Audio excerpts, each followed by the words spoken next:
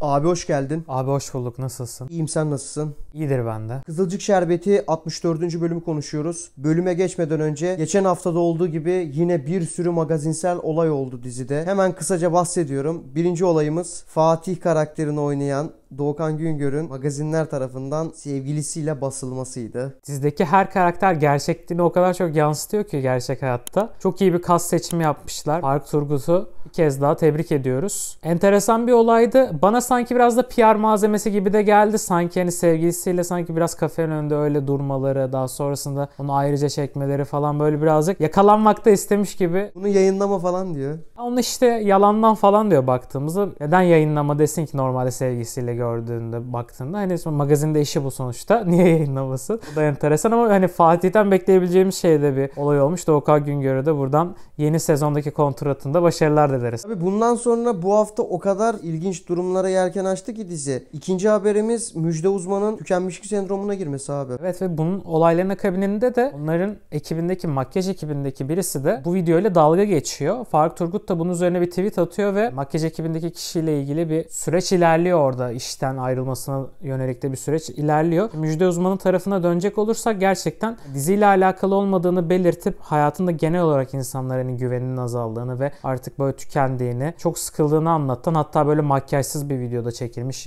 böyle camın kenarında işte güneş yüzüne vururken çekilmiş bir videoydu. Orada da yüzünden de anlaşılıyordu oradaki tükenmişliği. Zamanında Meryem Uzer'le Muhteşem Yüzyıl'da oynarken tükenmişlik sendromuna girmiş ve çok iyi bir reytingli dizi olmasına ve çok sevilmesine rağmen diziden ayrılmıştı ve dönmemişti uzun süre. Acaba 3. sezonda bende şunu uyandırdı: Alev olmayabilir mi? Hani oyuncunun tercihiyle birlikte ben birazcık ara vereceğim diyebilir mi? Yani şöyle bir şey görebiliriz. İkinci sezonun finalinde Alev zaten hamile olduğu için acaba doğum sırasında bir problem çıkabilir ve Alev öldü mü ya da çocuk mu öldü gibisinden bir ikilem bırakıp bunu 3. sezonun başına bırakabilirler. Daha sonrasında yaz arasında artık oyuncuyla anlaşabilirlerse devam edebilirler. Ama bence böyle bu şekilde bırakacaklar. 3. magazin haberimiz de yine bugün düştü. Yiğit Kirazcı, yani bizim Rüzgar karakterimizi oynayan oyuncu diziden sezon finalinde ayrılıyor abi. Flash bir hamle aslında. Nursema ile çok potansiyelleri vardı hikaye bazında da. Medya olaylarının biraz daha azalmasıyla aslında biraz bu zeminde kurmuşlardı yavaş yavaş. İşte bir noktada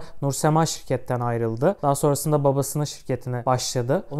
Ondan önce de Kıvılcım ayrılmıştı. Programı durdurulduğu için Ömer onu kendi şirketlerine almıştı. Rüzgar aksı yavaş yavaş kapanacak gibi. Yani dizide bazen de sevdiğimiz oyuncuların tık diye çıktığını görüyoruz. Aslında bayağı bir renk katmıştı. Hikayesi de devam edecek gibiydi. Ama herhalde iki taraflı bir tercih oldu. Bu haftaki haberlerimiz bitti. Bakalım haftaya nasıl daha ilginç haberler karşımıza çıkacak. Dilersen 64. bölümün detaylarına geçelim. Hep merak edilen konu bu bölümün başındaki Doğan'ın isteği ne ya?'dı. Ve sosyal medyada da çok fazla tartışılmıştı bu konu. Doğa dedi ki boşanacaksın, Görkem'in ve ailenin karşısına çıkacak. Doğayı çok seviyorum, onsuz yapamıyorum. Onunla evlenip ayrı eve çıkacağım diyeceksin ve ben yanında olacağım dedi. Ve ona yarına kadar da müddet sundu. Tam olarak seninle konuştuğumuz gibi oldu abi. Hepimizin konuşmasının toplamını işlemişler. Doğa öyle bir şey istedi ki yani Fatih bunları bir günde zaten yapamazdı. Hatta bölümün ortasında ek süre de istediğini gördük. Fatih'in aklında deli sorular olmaya başladı. Ama evde o kadar çok olay oluyor ki çocuk bir türlü söyleme şeyinde bulunamadı. Görkem'e hani söylemek istedi bir noktada. Ama söyleyemedi evdeki olaylardan bahsettiğimiz gibi. Fatih'in sıkışmışlığı devam ediyor. Gerçekten o noktada bence çok daha zorlanacaktır. Söylemesine gerek kalmadan büyük ihtimal birkaç bölüm sonra Görkem hakkındaki bir gerçeği öğrenecektir. O zaman söyleyecektir diye düşünüyorum. Birkaç bölüm kalmadı bu arada. 2 bölüm kaldı sezon finaline. Zaten fragmanda da bir şeyler gördük. Aynı bölüm finalinin devamında da başka bir olay bizi bekliyordu. Rüzgar'la Apo olayı. Konu başlığının Nursema oldu olay. Bu noktada tabii Apo çıldırdı. Rüzgar'ı ofisten kovdu. Herkes durumu anladı tabii, Rüzgar'ın bu hamlesini falan derken hemen yeni olay devreye girdi ve Pembe Hanım'ın da devreye girdiği Yusuf diye bir karakter soktular diziye. Nursema'yı baş gözetme olayı devreye girdi. Tabii o da kısaca hemen kapatıldı. Nursema çalıştığı kurumdan, kanaldan istifa etti abi. Babası da zaten bunu istiyordu. Kendisi biraz zorla istifa etti. Hani Rüzgar'a da sistemi olmuştu. senin babamın yanına gitmenle konuşmanla birlikte benim buradaki iş akdim de aslında bitti. Sen bunun farkında değil misin demişti. Nitekim de öyle oldu. Hemen aslında görücü usulü de tanışmaya da annesi vesile oldu. Ama Nursema artık kaçıncıya bir insanla zorla tanıştırıldığı için hemen çok iyi bir şekilde geçiştirdi. Nitekim bu konuda iyiydi. Yani bu bölüm aslında eski bölümler havasında bir Pembe Hanım'la Abdullah Bey'in tavırlarını gördük. Nursema ödül aldı abi. En iyi sanat yönetmeni ödülü ve burada tabii Rüzgar da devreye girerek işe dönmek için alkış jesti yaptı insanlar tarafından. Orada bir alkış kıyamet oldu. Hatta Mustafa da ayakta alkışladı. Herkes oturuyordu aileden. Orası da öyle bir soru işareti bırakıldı. Çimen şirkette abi. Hayırlı olsun ona da yeni işinde ama Haluk kabusu devam ediyor. Yani şimdi Nursema'nın da şirkete ekleneceğini düşündüğümüzde şirkette bir anda 3 kadın oldu. Adam zaten tamamen karşıydı kadın çalışanların olmasına kurum kültürüyle birlikte. Hatta torpilli olduklarını ve kayırıldıklarını da düşünüyordu. Bu bölümde daha çok kahkahalardan ve yakınlaşmalardan ve kahve makinesinden dolayı çatışmalar çıktı aralarında. Hem Kıvılcım hem Çimen'de çatışmalar çıktı aralarında. Enteresan da hani komik sekansları orada izledik. Kahve makinesi olayı bence çok komikti. Tekrardan yerine koymasını istedi Abdullah Bey. Enteresan bir sekans izledik. Orada Ömer'le Abdullah Bey görüşürken Abdullah Bey şu söze basa basa bu sözü sakın unutma diyerek Metehan'la Çimen kardeş değiller dedi. Ve şu çok önemli. Bu sözü hatırlayacaksın. Yani bize dedi aslında. Bunu hatırlayacaksınız arkadaşlar. Bu bölümde yani en yakın arkadaşlıktan bazen ilişkiler doğabiliyor. Zaten Kızılcık Şerbeti ise dedim ya ben bir bölüm konuk oyuncu olsam bana da birini bulurlar o dizide. O yüzden de en başından beri de onu yavaş yavaş örmek istiyorlardı. İkisi de farklı insanlarla birlikte oldular. Büyük ihtimalle 3. sezonda o hikayede göreceğiz. En yakın arkadaşların sevgili olma olayını. Tabii bununla beraber her zamanki gibi özlediğimiz o Kıvılcım Ünal'lara karşı hikayesi bu bölümde karşımızdaydı. Ömer'le Kıvılcım eve davet ettiler Ünal'ları yemeğe ve orada yine muhabbetler cereyan etti. İşte hep alttan alta giydirmeler hem Pembe tarafında hem Kıvılcım tarafında falan derken gecenin bir sürprizi ve bütün geceyi sürpriz bozan gibi mahveden isim Alev oldu. Evet yani Alev'in zaten böyle parti basmaları, ev basmaları meşhurdur. Yine böyle bir sekans oldu. Kıvılcım benim haberimin olmadığını, izinsiz geldin falan belirttiğini söyledi insanlara. Pembe Hanım hemen gidelim Abdullah Bey dedi ve gitti. Yani hani bir şeylerden şüphelenmeye devam ediyor Pembe tarafı da. Ama güzeldi oradaki muhabbetler. Yani Nursema'nın çalışması üzerinden ilginç diyaloglar sergiledik. Yine Nilay kendisini tutamadı. Rüzgar olayını ortaya attı babası tembihlemesine rağmen. Dilersen bölümün anti kahramanlarından biri olan Görkem'in hikayelerine geçelim. Şimdi Görkem'le Fatih olayı vardı. Bunlar bir yemeğe gittiler. Hatta yemeğe gitmeden önce Görkem babasıyla kavga edip postayı koydu. Artık dedi ki siz benim ailem değilsiniz. Fatih de bu doğa çıkmazından sonra Görkem'in şu sözüyle aslında resmen tokat yedi. Benim tek ailem sensin Fatih dedi. Yani Fatih'in ev içinde olduğu durum bir de bir Görkem'in böyle demesiyle beraber gerçekten acayip komik bir durumdu. Yani Fatih'in şu 64. bölümdeki hali gerçekten son dönemdeki izleyiciler için en mutluluk verici hal olabilir. Çünkü adam resmen sürünüyor. Evet öyle bir sıkışmışlık var ki bir yandan doğa gerçeğini söylemek istiyor. Bir yandan ama evdeki tansiyon hiç düşmüyor. Yani işte kardeşi bir yandan eve geri dönmüş. Onun aksiyonu devam ediyor. Rüzgar olayı var işte orada. Pembe Hanım hiç durmuyor. Görkem'le çatışmaları var evde. Görkem'in kendi ailesiyle çatışması var. Yalnız olduğu için hep böyle şeyde yapıyor. Fatih'le yemeğe çıkıyorlar arkadaşlarıyla birlikte. Fatih'in arkadaşlarına da azar çekiyor Görkem. Fatih yine arada kalıyor falan. Ya bir de abi Görkem dedi ki bu bölüm. Benim tek ailem sensin dedi ya be. Bir de dedi ki ben çocuk istiyorum. Ya bir de bu çıktı yani başımıza. Yani adam artık ne yapacağını şaşırdı. Gerçekten onun hikayesi çok iyi işliyor 4-5 bölümdür baktığımızda. O sıkışmışlık yani ilk sezonda ne yaptıysa şu an hepsini Görkem'den görüyor. Etme bulma dünyası. Evet hani her firavunun bir Musa'sı varmış gerçekten. Görkem'in aksından devam edelim. Pembe Hanım'la bir kapıştı. Hatta Nilay bunları dinledi. Görkem Mustafa'ya salak bu işte sizin oğlunuz böyle böyle dedi. Ondan sonra bu sözler yemek sonrasında karşımıza çıktı. Ortam fena gerildi. Kesinlikle öyle oldu ve yine olaylar bir yemek sekansından sonra evde patladı. Ünallılarda yangın hep devam ediyor. Ben bölüm sonuna tekabül edecek o çatışmanın iyi kurulduğunu düşünüyorum bölüm başından beri. Çünkü Pembe Hanım'ın işte kaç zaman oldu bak Nilay'ın çocuğu oldu. Doğan'ın da Fatih'le zamanında olmuştu. Sizin kaç ay oldu evlilik? Niye bir çocuğunuz yok falan. Buna karşılık Görkem'de sizin 2 tane evladınız var. İkisi de erkek. Birisi ama yarım akıllı. Diğeri de Fatih'e getirdi aslında durum olarak. Onda tabii Nilay kulak misafiri olunca Nilay da durur mu?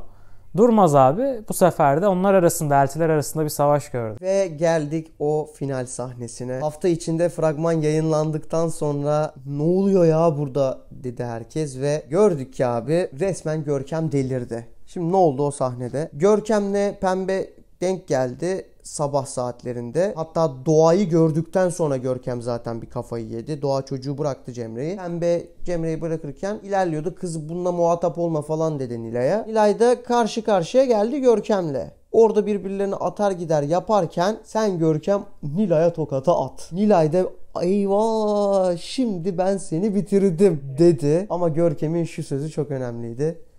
Ben bitmem. Bitmediğinde gösterdi. Kendisini harap ederek aslında. İnanılmaz bir sahne bu arada. İnanılmaz yaratıcı bir sahne ve Nilay'ı bitirme noktasına getirdi. Orada makyaj ekibini de tebrik ediyoruz. Bu kadar da fake gösteremezdiniz olayı. Ama oyuncu mükemmel oynamış. Özellikle tokat sahnelerinde kaç kere çektiler bilmiyorum ama bayağı iyi. Yani saçı başı dağılıyor falan. Bir de saçını attıktan sonra suratını değiştiriyor falan ya. Oyuncu bayağı iyiydi bu arada. Çok çalışmış bu sahneye. Bayağı hazırlanmış yani hafta boyunca. Büyük ihtimal senaryo eline gelince sevinçten çığlık atmıştır böyle bir sahne olduğu için. Sonra herkes başına üşüştü işte Görkem çünkü böyle falan yaptı ya, onu görmedi tabii ki de kimse. Herkes geldi, ne oldu Görkem falan bilmem. Fatih ilk indi aşağıya. Bütün aile geldi. O noktada da tabii ki de Nilay da böyle donmuş bir şekilde bakıyordu. Hem tokadı yedi hem de Görkem'i öyle gördü manyak olarak. İşte Nilay'dan daha manyağı da varmış dedirtti bu ailede.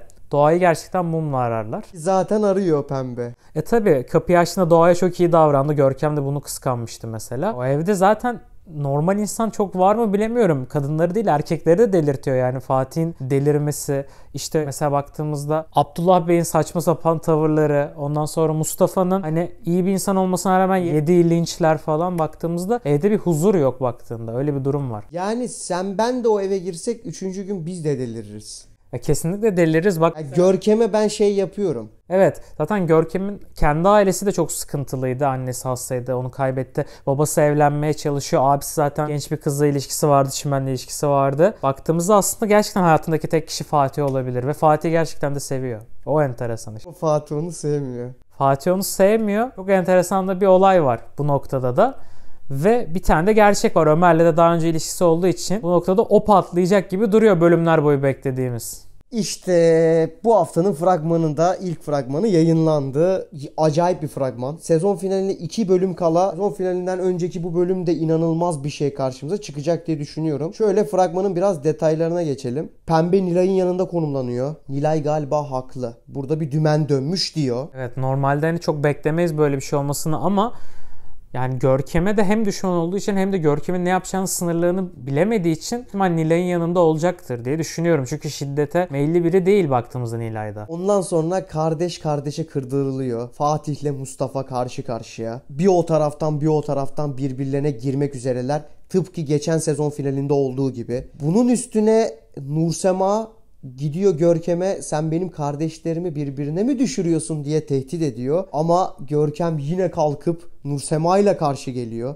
Yani Görkem herkese karşı gibi bir durum var şu anda. Onunla birlikte Nilay tabi durmuyor. Nilay araştırmalar, geliştirmeler yaparken fragmanda öğreniyor ki Ömer'le Görkem bir şey yaşamış. Diyor ki şimdi seni bitirdim Görkem. Evet ya, gerçekten de büyük ihtimal bölüm sonunda o gerçekliği ortaya dökecektir diye. Büyük ihtimal onu öğrenecekler ve final bölümünde de bunun yankıları, bunun gerçek olup olmadığı üzerine tartışmaları bence izleriz diye düşünüyorum. Fatih'in delirmesi ve aslında içinde tuttuğu gerçekliği ortaya çıkarmasını görebiliriz. Belki sezon finalinde şöyle bir şey de olabilir. Fatih herkesin ortasında Doğa'ya olan hislerini açıklayabilir. Bütün karışıklığın ortasında. Bölüm fragmanında da şunu gördük. Doğa kararsız abi. Evet, çünkü hatırlarsan Fatih ilk dişçiye gitmişti Doğa oradayken. Şimdi paralelinde de Giray gitmiş oluyor. Tamamen bir paralel sahne yazmışlar ve Doğa onu görünce o geçmişteki sahneyi hatırlıyor, hem o paraleli hatırlıyor hem de böyle bir emin değil. O da aslında biraz sezon finaline doğru hani Giray Doğa ilişkisi hakkında da bir şey bize mesajını verdi. Giray ile Doğa yakınlaştığında Doğa kendini geri çekti. Yavaştan alsak daha iyi olur. Çünkü aklı dolu mu acaba? Aklı dolu, Fatih'in hamlesini bekliyor. Yapamayacağını bildiği için söyledim dedi bu kadar zor şartları. Ama bir yandan da yapmasını da umuyor çünkü Fatih'ten her şey beklenebilir. Fatih'in bunu yapması için inandığı, güvendiği her şeyin yıkılması gerekiyor. Fatih için mükemmel bir sezon finali çıkacak o karakterde. Baktığımızda yani seyirci onun ne kadar daha düşeceğini gördüğünde aslında merakla bekleyecektir sezon finali o hikayede bence. Şimdi son 2 bölüme gidilirken eğer gerçekten konuştuğumuz hikayeleri potansiyelli bir şekilde açarlarsa geçen sezona aratmayacak bir sezon finali bizi bekliyor diyebiliriz değil mi? Evet. Tabii ki de mesela şöyle Alev'in doğum kısmı ile birlikte Fatih'in gerçekleri anlatma sekansı, ondan sonrasında Görkem'in iyice çıldırması, Ömer mevzusundan Kıvılcım tarafı. evet onların hepsinin patlaması, Doğa ile Fatih'in acaba 3. sezonda neler olacak muhabbeti baktığımızda çok bayağı bir çengel atılacak hikayede. Bu noktada hem sağlık durumları hem Pembe'nin Alev'le Abdullah Bey ilişkisinin öğrenmesi. ve hepsinin yani tek bölümde ortaya çıkacak olması hani 3. sezonu böyle merakla bekletecektir diye düşünüyorum. O kısımları yavaş yavaş iyi kurdular. Çok fazla geçiştirme bölümü eklediler bu sezon. O açıdan da hani bazen hep eleştiriyorduk. Ama hani izleyici nitekim izledi ve bizi hala bu hafta da rating arttırmış. Tekrardan 12 bandına çıkartmış AB'de. Yani share oranları da %30'larda her kategoride. O açıdan da tebrik etmek lazım bu başarıyı. Bu sezon bence ilk iki sezona göre daha düşüktü hikaye olarak. Ama hani finaliyle birlikte tekrardan hani izleyiciyi toparlayacaktır diye düşünüyorum. 3. sezonda da hani 5'lere 6'lara falan düşse bile yine devam eder. Acaba 4. sezon olur mu? Ondan emin değilim. Yani sezon finalini merakla bekliyoruz. Çünkü bu bölüm gerçekten iyi bir bölümdü. Bakalım son 2 bölüm nelere tekabül edecek. Teşekkürler abi. Ben teşekkür ederim. İncelememizi beğendiyseniz videoyu beğenmeyi, kanala abone olmayı unutmayın arkadaşlar. Başka videolarda görüşünceye dek hoşça kalın.